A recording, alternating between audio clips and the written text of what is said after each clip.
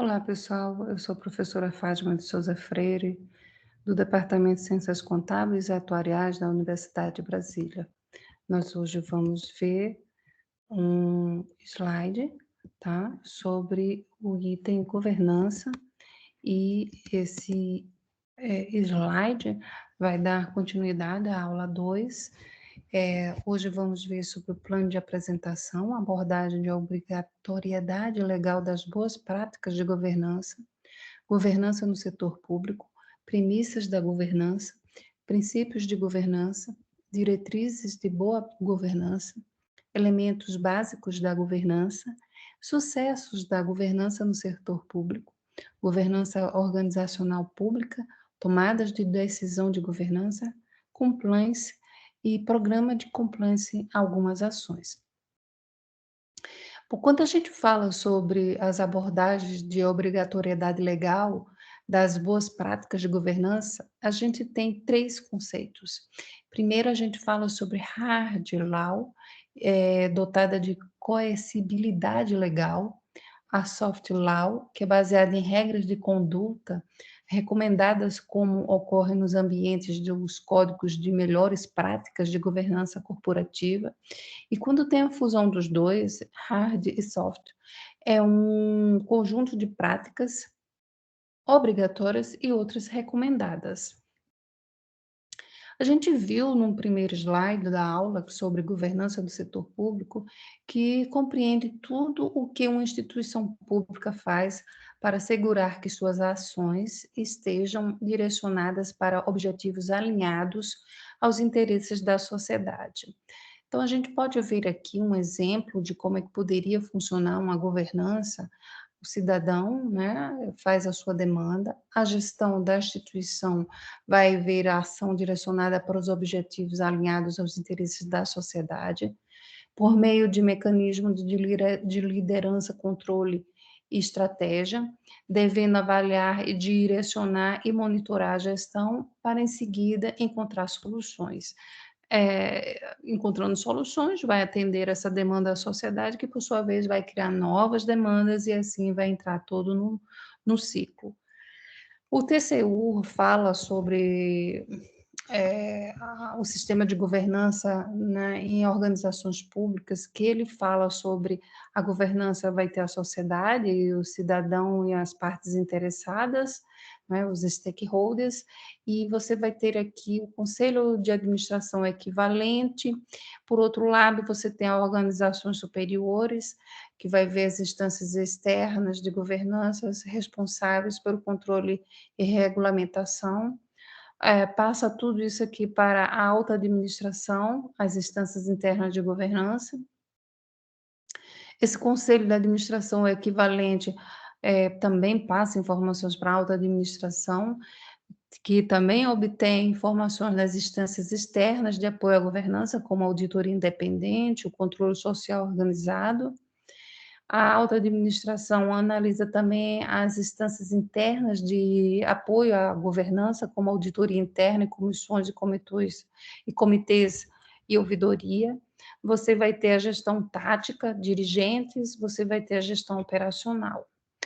As premissas da governança, nós temos o seguinte: maior cuidado no processo de tomada de decisão, avaliar o papel da entidade e do impacto delas na sociedade e no meio ambiente, e também agir sempre com honestidade, integridade, responsabilidade, independência, visão de longo prazo e preocupação genuína com os impactos causados por suas atividades. Ora, os princípios de governança, segundo o TCU, é capacidade de respostas, você tem alguns aí. Para isso, é preciso capacitar, né, esses técnicos, e você vai promover essa capacidade principalmente pelos meios eletrônicos. Você tem a integridade, que é implementar um sistema de integridade, e esse sistema de integridade deve também cultivar a cultura interna e externa, possibilitar prestações de contas, equidade e participação, então você precisa ter ouvidorias, audiências e consultas públicas, mesas de diálogos, conselhos gestores e assim por diante. Você deve dar confiabilidade, A sociedade precisa ter confiança nas informações e nos atos que foram gerados pela instituição, melhoria regulatória, sempre revendo as legislações, revendo a parte, não é, regulatória, as normas internas, prestações de contas e responsabilidade, como administrativa, financeira, orçamentária, social e políticas públicas, transparência.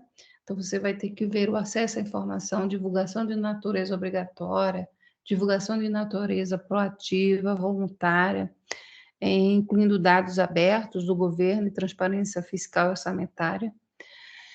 Nós temos também as diretrizes de boa governança. Então, você tem aí várias diretrizes, como definir formalmente e comunicar claramente os papéis e responsabilidades das instâncias internas e de apoio à governança, e assegurar que sejam desempenhadas de forma efetiva. Estabelecer processos decisórios transparentes, baseados em evidências e orientados a riscos, motivados pela equidade e pelo compromisso de atender o interesse público. Promover valores de integridade e implementar elevados padrões de comportamentos, começando pela demonstração de conduta exemplar da liderança da organização e de apoio a políticas e programas de integridade, aprimorar a capacidade da liderança da organização, garantindo que seus membros tenham habilidade, conhecimentos e experiências necessários ao desempenho de suas funções, avaliando o desempenho deles como indivíduos e como grupo, e equilibrando na composição da liderança, continuidade e renovação. Desenvolver continuadamente a capacidade da organização, assegurando a eficácia e eficiência da gestão dos recursos organizacionais, como a gestão e a sustentabilidade do orçamento, das pessoas, das contratações e da tecnologia e segurança da informação. Apoiar e viabilizar a inovação para agregar valor público e lidar com as limitações de recursos e com novas ameaças e oportunidades. Estabelecer um sistema eficaz de gestão de riscos e controles internos. Estabelecer objetivos organizacionais alinhados ao interesse público e comunicá-los de modo que o planejamento e execução das operações reflitam o propósito da organização e contribuam para alcançar os resultados pretendidos. Monitorar o desempenho da organização e utilizar os resultados para identificar oportunidades de melhoria e avaliar as estratégias organizacionais estabelecidas.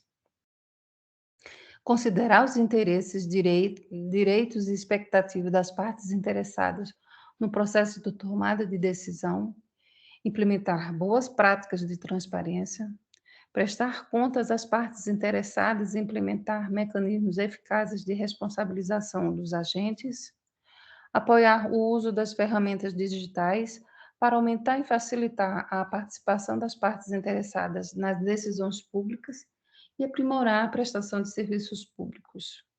Promover a simplificação administrativa, a modernização da gestão pública e a integração dos serviços públicos, especialmente aqueles prestados por meio eletrônico.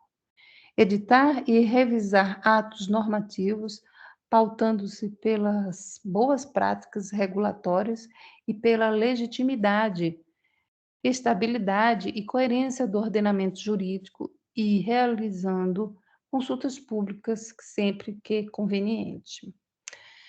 O TCU também fala sobre elementos básicos da governança, que seria estratégia, planejamento, coordenação, gerenciamento, controle, objetivos, desempenho, metas, prestação de contas, transparência, mecanismo para controle externo e social e cumprimentos de leis e regulamento.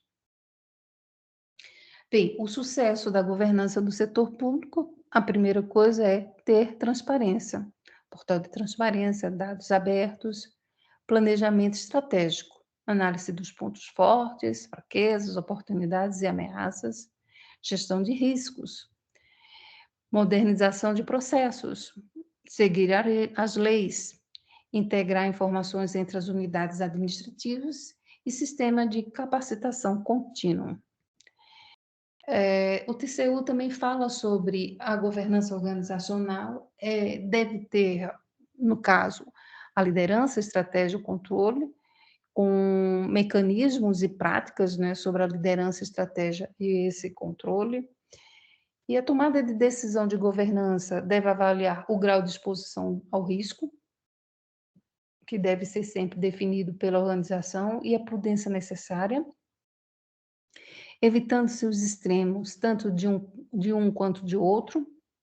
Decisões devem ser adequadamente fundamentadas, registradas e passíveis de verificação pelos stakeholders ou as partes interessadas. Quando a gente fala sobre compliance, não é? A gente fala sobre um programa, e esse programa ele tem que estar apoiado pela alta administração. É interessante que tenha códigos de conduta, que tenha princípios éticos, que tenha a gestão de risco muito bem clara, né, dentro da instituição, canal disponível para o recebimento de denúncias externos e internos, investigações internas, treinamentos, diligência prévia, controles internos, monitoramento, capacitação sobre ética profissional e desenvolvimento de programas de integridade. Vocês vão obter mais informações se vocês pegarem aí esse referencial, né, sobre a questão da governança e compliance, tá? E em seguida vocês têm aí mais alguma referência, né, para ajudar a compreender a temática. Enfim, eu, mais uma vez, sou a professora Fátima de Souza Freire, né, e eu estou aqui para auxiliá-los, né, nessa temática. Até a próxima.